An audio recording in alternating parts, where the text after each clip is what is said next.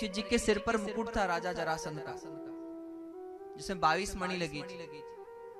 भीम गए थे ना जरासंध का वध करने, उसका वध कर दिया, उसका वो मुकुट ले आए थे और अपने राजकोष में रख दिया था। परीक्षित जी गए, देखा तो मुकुट पहन लिया था। आज कलयुग से कहा 5वां स्थान दिया स्वर्ण में, जो बेईमानी से कमाया। कलयुग उनकी बुद्धि में प्रवेश पहले करता है, क्योंकि जरासंध का जो मुकुट था वो बेईमानी से ही कमाया हुआ है, क्योंकि इसमें 22 मणियां थी।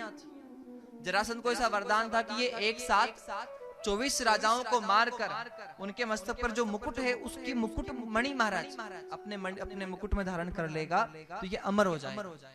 और इसने 22 राजाओं को मार दिया और उनके मुकुट की मणि अपने मुकुट में लगा रखी थी। तो 22 लोगों की महाराज वध का पाप था।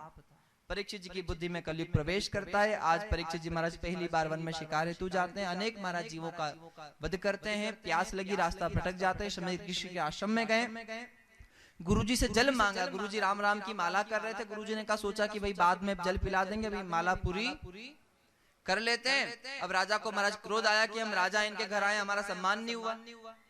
तो राजा ने उस समय मरा हुआ सर्प उठाया, गुरुजी के गले में पहना दिया और कह दिया गुरुजी को हार नहीं पहनाना चाहिए, गुरुजी को तो नाग पहनाना चाहिए। नाग का पर्यायवाची होता है काल। क्या होता है? और मरा हुआ काल तो गुरुजी के गले में पहना दिया और जिंदा काल अपने गले में पहन लिया। घर गए, गुरुजी के पुत्र ने सुना। गुरुजी के पुत्र शंकी ऋषि ने शाप दिया, जिस भी राजा ने मेरे पिता के गले में मरा हुआ नाग डाला है, आज से 7वें दिन उस राजा को तक्षक नाग डस लेगा और उसी कारण वो राजा मर जाएगा। शाप मिला। शमी ऋषि को पता लगा तो अपने शिष्यों से कहा, जाओ राजा परीक्षित से कहो कि उसको शाप मिला। शिष्य गए वहां राजधानी महल में जाकर राजा परीक्षित से कहा, राजन आपको शाप लगा, 7वें दिन आपकी मृत्यु है। राजा परीक्षित ने उसी समय जन्मेजय को बुलाया, अपने पुत्र को राज सिंहासन पर बिठाया और सब कुछ छोड़कर गंगा किनारे आ गया। और गंगा किनारे आकर संतों से प्रश्न पूछा। वारियाने ते प्रश्न यही था, जो जीव मरणासन है उसको क्या करना चाहिए?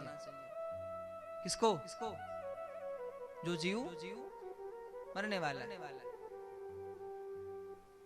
जो निश्चित तौर पर 7वें दिन मरने वाला है, उसको क्या करना है?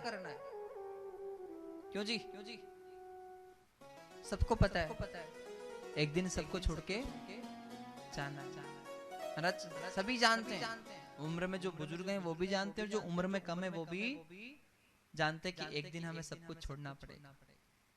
एक दिन मृत्यु आने वाली। अच्छा, पता क्या नहीं है?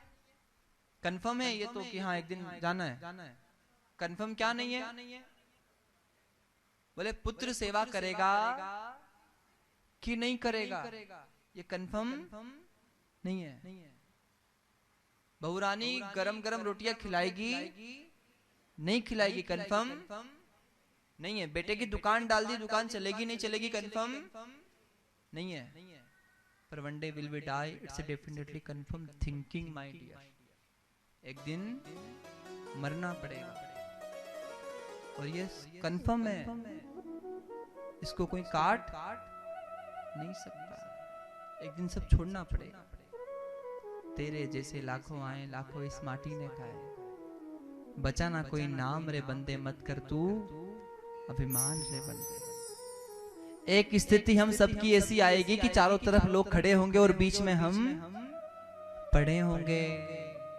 सवारी कर चुके हैं, सफर कर रहे हैं, उतरने की बारी, उसकी करो तैयारी। सवारी की गर्भाधान में, सफर किया घर और दुकान में, उतारेंगे कहां ले जाकर उतार देंगे? उतरने की तैयारी क्या है महाराज? इसलिए राम नाम की लूट है, तो लूट सके तो अंतकाल पछताएगा, प्राण जाएगा छूट। बड़ा सुंदर का है महाराज। मैंने मैं को जमीन में दफन होते देखा है, मैंने मैं को शमशान में खाक होते देखा है।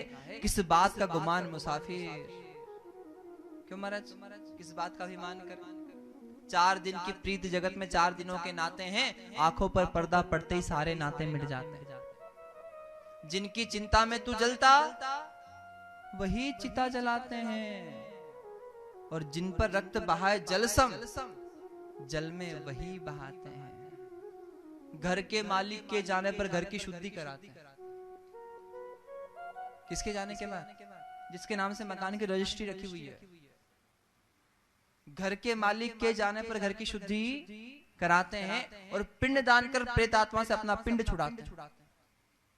चौथे से 40वें दिन तक हर एक रस्म निभाते हैं और मृतक के लौटाने का कोई जोखिम नहीं उठाते हैं। इसलिए आदमी के साथ उसका खत्म किस्सा हो गया, आग ठंडी हो गई, चर्चा भी ठंडा हो गया। इसलिए महाराज इस जीवन का एक लक्ष्य है, भगवान का भजन भी कीजिए, गृहस्थ में रहिए, अपनी जिम्मेदारी को निभाइए। कोई बात नहीं, जो जिम्मेदारी उसको पूरा कीजिए, पर थोड़ा थोड़ा भगवान का। परीक्षित जी महाराज गंगा किनारे रो रहे।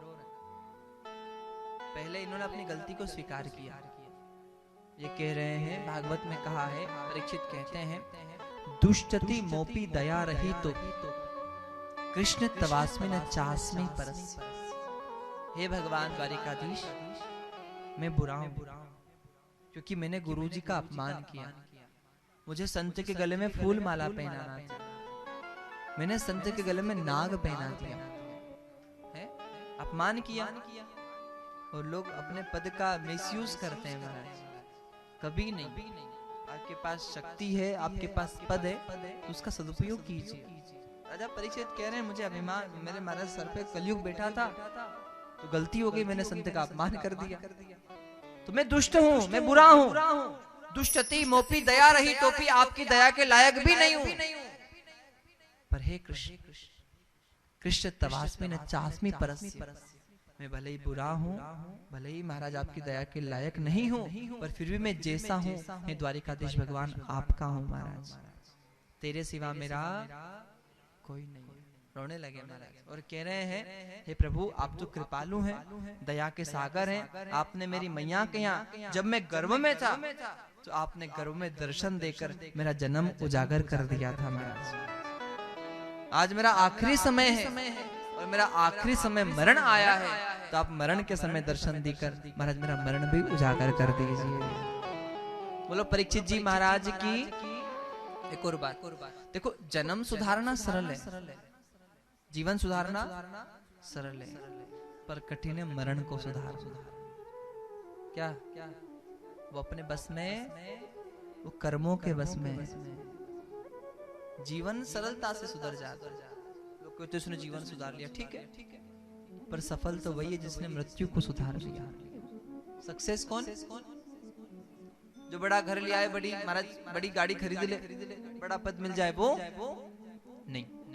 सफल वो जो जीवन भी अच्छे से जी, यहाँ सारे भौतिक सुख का भोग भी करे और कर्म भी अच्छे करे, और कर्म अच्छे करके यहाँ भी सुख उठाए, यहाँ भी सत्ता को पाए, और यहाँ शरीर छोड़ने के बाद सीधा भगवत धाम वैकुंठ को पा जाए, वो सफल माना जाता है।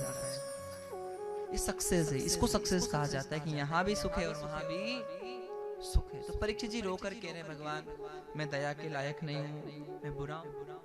और ये प्रायश्चित है। हम जो गलतियां करते हैं ना, हम क्या गलती करते हैं, हमने जो बुरा किया है उसको कभी नहीं शेयर करते किसी से। जो हमने पाप किए हैं छिपाते हैं हम पापों।